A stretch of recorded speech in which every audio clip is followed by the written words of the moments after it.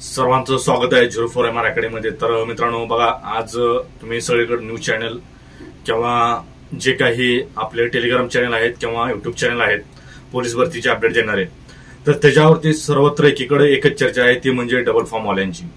तर मित्रांनो, मी ह्याच्या आधीवर सुद्धा बऱ्याच वेळा सांगण्याचा प्रयत्न केला होता की डबल फॉर्म हे ह्या वेळेस 100%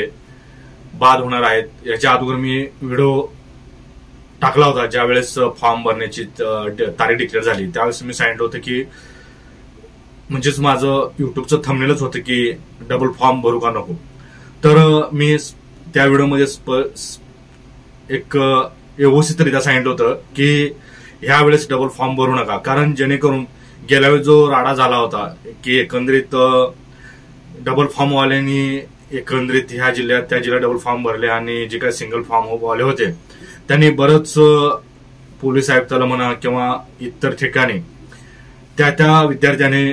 डबल फॉर्म विरोधात आंदोलन छेडलं होतं आणि बऱ्याच मोठं आंदोलन झालं आणि सरकारला सुद्धा त्यात हस्तक्षेप काय करता आला नाही, कारण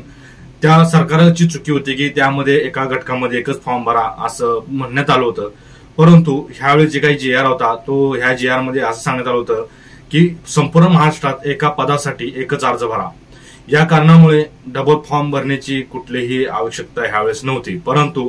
सर्व विद्यार्थ्यांनी ह्या GR व्यवस्थित न वाचता गेल्या वेळेस काय केलं नाही, ह्यावेळेस काय करणार हे डोक्यात ठेवून डबल फॉर्म भरले आणि त्यांची लिस्टच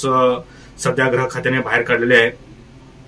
हे तुम्ही लिस्ट बघू शकता, ही अशा मोठ्या मोठ्या प्रमाणात लिस्ट त्या आयुक्ताला करत आहे आणि त्यांना पोलीस स्टेशन म्हणजेच आयुक्तालयाला बोलत आहेत, जे काही ग्रामीण आहे असू द्या, CP ऑफिस असू द्या, SP ऑफिस असू द्या, त्या ठिकाणी बोलून सध्या त्यांच्याकडून हमीपत्र लिहून घेत आहेत की मी ह्या त्यांची लिस्ट बाहेर काढल्या कारणाने त्यांना गृह खात्याला सुद्धा माहिती आहे। आता सोलापूर जिल्हा असू द्या, तर सोलापूर जिल्ह्यामध्ये किती डबल फॉर्म भरलेले आहेत ते एका क्लिकवरती समजत आहे मित्रांनो, कारण आधार कार्ड लिंक केला असल्या कारणाने एक जरी त्यांनी आधार कार्ड टाकला तर त्या आधार कार्डावरती लगेच दिसून येते की डबे उमेदवार आहे किंवा नाही, सध्या दिसत आहे।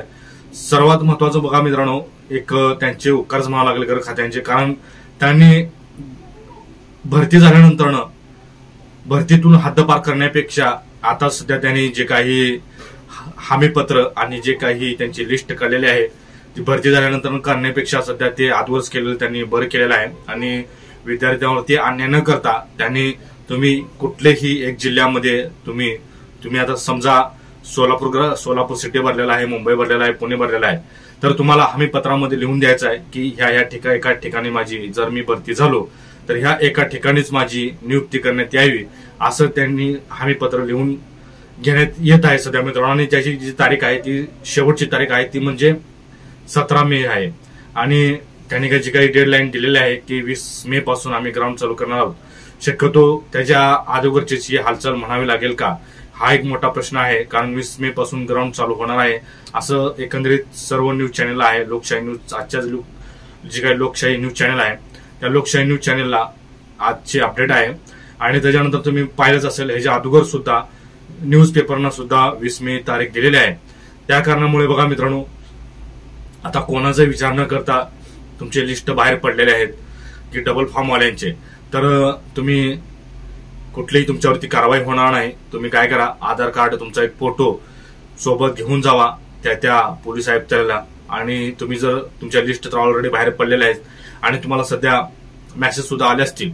तर त्या अनुषंगाने बघा तुम्ही न घाबरता पोलीस स्टेशन म्हणजेच पोलीस आयुक्तालयाला जावा, तिथे हमीपत्र लिहा। हमीपत्र ऑलरेडी त्यांनी तयार केलेलंच आहे,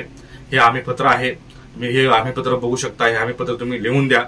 की ह्या ठिकाणी मी डबल फॉर्म भरलेला आहे आणि ती माझी जर नियुक्ती झाली तर ह्या जिल्ह्यामध्ये माझी नियुक्ती व्हावी असं, आणि मी एका ठिकाणीच फॉर्म म्हणजेच ग्राउंड आणि हे देणार आहे असं तुम्ही करा मित्रांनो, जेणेकरून भरती झाल्यानंतर तुम्हाला कुठलाही सनिताप किंवा पश्चाताप होणार नाही मित्रांनो। व्हिडिओ आवडल्यास नक्कीच लाईक, कमेंट आणि महत्वाचं म्हणजे सबस्क्राईब करा मात्र विसरू नका। जय हिंद।